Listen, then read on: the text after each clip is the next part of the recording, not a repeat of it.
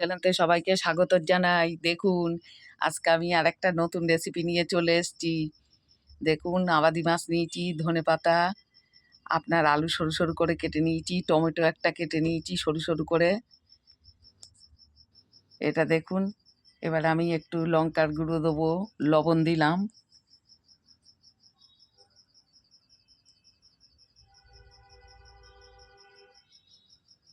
এবার একটু হলুদ দেবো,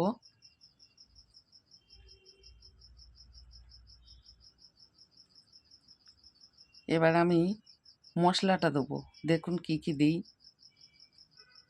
পেঁয়াজ নিয়েছি, কাঁচা লঙ্কা চিড়ে নিয়েছি, রসুন বাটা নিয়েছি, এটাই এর মশলা। খুব সুন্দর হবে।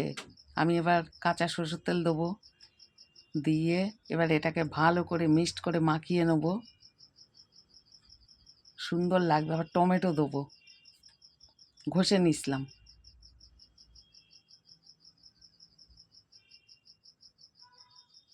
এইভাবে আপনারা বাড়িতে তৈরি করে খাবেন, দেখবেন খুব ভালো লাগে। এটা দিয়েই ভাত খাওয়া হয়ে যাবে, দুপুরের ভাত। দেখুন আমি কড়াইতে আবার তেল দিয়ে দিয়েছি, ওটাকে আমি মাখিয়ে নিয়েছি। এবার দিয়ে দিলাম, তেলটা আমার হয়ে গেছে বলে আমি ওটাকে ঢেলে দিলাম সবটাই। এবার আমি জল দেবো,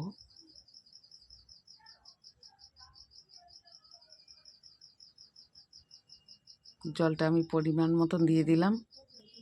যে খুব ঝোল হবে তা না, আবার খুব যে শুকিয়ে যাবে তাও না। এবার একটু নাড়াচাড়া দিয়ে মিশিয়ে দিই, মশলাগুলো সব মাছের গায়ে আলুর গায়ে সব ভিতরে যাবে। এবার আমি ঢেকে দেবো। বেশিক্ষণ গুছোতেই যা সময় লাগে, হতে আর সময় লাগবে না, খুব সহজে হয়ে যায়। দেখবেন খুব ভালো লাগবে খেতে। আপনারা একদিন বাড়িতে তৈরি করে খাবেন এমন করে।